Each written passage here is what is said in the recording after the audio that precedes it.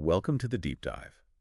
Our mission today is a really rigorous exploration of origins. Hmm. Specifically, we're looking at the genesis of life on Earth and, well, the much bigger question of whether life exists anywhere else. It's a huge topic. It is. We're synthesizing some material that asks this amazing question. Is life on Earth just a miraculous fluke? A single lonely note in the void? Or is it just one voice in a vast, complex, cosmic fugue? I love that term. It's perfect. It really frames the whole conversation. And we can start with Charles Darwin, really. His idea from The Origin of Species, that all this grandeur of life came from some one primordial form. Once Right. you accept that, you have to ask the next question. Was that form unique to our planet, or is this process, this evolution happening all over the cosmos? And the beauty of this deep dive is that it starts by just stripping away our assumptions. Yeah. How special we think Earth is. We look at the early planet. It was barren. It was hot, hostile. Not a garden at all. No. And we wonder how these carbon-based organic molecules, the scaffolding for all life we know, just arose from, well, from nothing. But what's so incredible, what radio astronomy has shown us, is that the basic chemistry isn't unique to us at all, not even close. You mean the stuff floating between the stars? Exactly. We point our telescopes at these immense interstellar clouds of gas and dust, and what do we find? Dozens of different kinds of organic molecules. The actual components of life are literally everywhere. Which, that immediately suggests that the origin of life might just be a cosmic inevitability, given enough time and the right conditions. It does. But before we jump to that conclusion, we have to deal with a very common idea here on Earth, this notion of suitability. Oh, right. The idea that we're so lucky Earth is perfect for us. Yes. Oh, the temperature is just right. There's liquid water. We assume the planet was somehow custom made for humanity. But that's a classic mix-up, isn't it? It's the classic confusion of cause and effect. It is not that Earth is perfectly suited for us. It's that we are supremely, incredibly well adapted to this specific environment because it's where we evolved. The organisms that couldn't handle it, they just died out. They died. We are the descendants of the ones that survived, the ones that happened to fit. So if some creature evolved on a moon made of methane ice, It would look around its, frigid alien home and think it was the most beautiful, perfect place in the universe. It absolutely deprovincializes your perspective. yeah. And to really get how that perfect adaptation happens, we have to understand the mechanism behind it all. We have to understand selection. And a great place to start is, surprisingly, with an old Japanese legend. Okay, let's unpack this using the legend of the Heike samurai. Mm-hmm. So we have to go back in time to the year 1185, Mm-hmm. to the Battle of Dan-no-ura in the Japanese Inland Sea. Mm-hmm. It's where this powerful Heike clan was just completely annihilated by their rivals. A total disaster for them. It ends with their 7-year-old emperor and his grandmother drowning themselves to avoid being captured. It's a really tragic story. And this tragedy, it gives rise to a powerful local legend among the fishermen there. They started to believe that the drowned samurai armies were still wandering the bottom of the sea, haunting the place, but in the form of crabs. And not just any crabs. There's a specific species there, the Heike crab, and its shell, its carapace, has these markings. Indentations, grooves. Right. And if you look at them just right, they look undeniably like a fierce, scowling samurai face. So here's the question that drives the whole point home. How did a human face get onto the shell of a crab? It seems impossible. But this is where selection comes in. Because of the superstition, the fishermen had a tradition. If they pulled up a crab in their nets that looked anything like a samurai face, even a little bit, They wouldn't eat it. they wouldn't eat it. Out of respect or maybe fear, they'd throw it back into the sea. But if the crab was plain looking, well, that one was dinner. So, wait a minute. The pattern on the shell is hereditary, right? It is. So by constantly throwing back any crab with even a slight facial resemblance, the fishermen were acting as an external selection pressure. They were deciding who gets to live and reproduce. Exactly, unconsciously. Over hundreds and hundreds of generations, the crabs that looked more like a samurai survived. So the genes for that pattern became more common, and the face became more and more intense. That's one of the clearest examples of unconscious artificial selection I've ever heard. It has absolutely nothing to do with the crab's own survival needs. It's an aesthetic imposed entirely by human culture. Humans accidentally directing evolution. Yeah. That's a profound idea.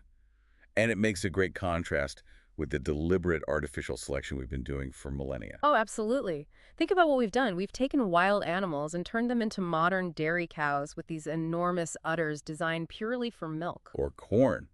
I mean, maize has been so modified it can't even reproduce without human help anymore. The power of selection is unbelievable.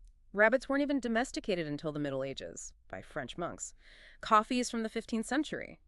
But in just 10,000 years, we took sheep and increased their wool output tenfold. The scale of change is staggering, and it happens so fast. It does. And so that begs the question, if that's what human selection can do in just a few thousand years, what is natural selection operating over billions of years capable of? Now we're getting to the cosmic scale. That's the engine of evolution in the wild.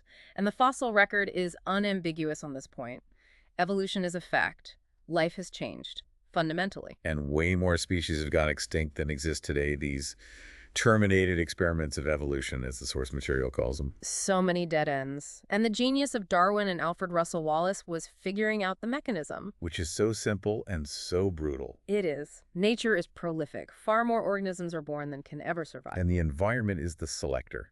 It favors the varieties that are, just by pure chance, better suited to survive and reproduce. And the raw material for that variation, the new ideas, they come from mutations, these sudden random changes in heredity. It was such a powerful idea that T.H. Huxley, Darwin's big supporter, famously said something like, how extremely stupid not to have thought of that. Because it made sense of everything without needing to invoke the prevailing idea of a great designer. I do want to push on that great designer idea for a second. Because critics of evolution, they often point to the complexity of life. Even a single cell, yeah. Right.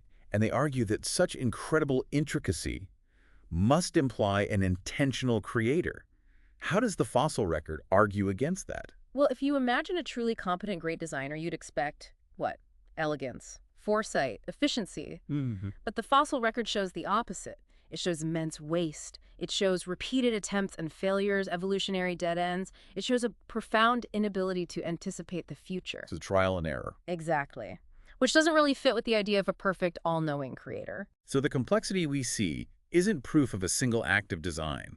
It's proof of the power of selection when you combine it with two things: death and just immense spans of time. Precisely. Time is the key ingredient. It lets those tiny accidental favorable changes accumulate step by tiny step until you get breathtaking complexity. Okay, let's move from the visible, from crabs and fossils, down to the molecular machinery that runs the whole show. And let's think again about deep time. Earth is 4.6 billion years old. Life arose almost right away, around 4 billion years ago. Yeah, remarkably quickly. And in those early days, the atmosphere was very different. It was rich in simple hydrogen-based molecules, things like methane, ammonia, the kind of stuff we see on Jupiter today. And the energy from lightning, from ultraviolet light from the sun, it just tore those simple molecules apart. It fractured them, and the little pieces spontaneously recombined into more and more complex shapes. This happened for millions of years, and all this stuff dissolved into the oceans. Creating a concentrated organic soup. The primordial soup. And the great prize, the holy grail of that early chemistry, was the accidental creation of a molecule that could make crude copies of itself. And that molecule eventually evolved into DNA. Deoxyribonucleic acid, the master molecule. It's that beautiful twisted ladder, the double helix. And all the instructions for life are spelled out using just 4 different parts, 4 nucleotides. The 4 letters of the genetic alphabet. Exactly. And this is maybe the most profound insight of all. Every single living thing on this planet, a bacterium, a whale, an oak tree, we all use essentially the same genetic language. We share the same blueprint, the same ancestor. It's a stunning example of molecular conservatism. I mean, think about it. There are tens of billions of possible organic molecules, yet all life on Earth gets by using only about 50 for its most essential activities. So once life found a system that worked, it locked it in and never let go. Pretty much. A mutation is just a random typo in that genetic code, and while most of them are harmful or even lethal, Every now and then you get a lucky one. that incredibly rare beneficial one, and that's the fuel for natural selection. And we can trace this machinery through these huge evolutionary milestones. So first you have molecules getting better at copying themselves. Then they band together into the first cells like a molecular collective. And by about 3 billion years ago, cells started joining up, creating multicellular life. I mean, every cell in your body is part of this huge coordinated commune. But the real game changer, the thing that sped everything up, was sex.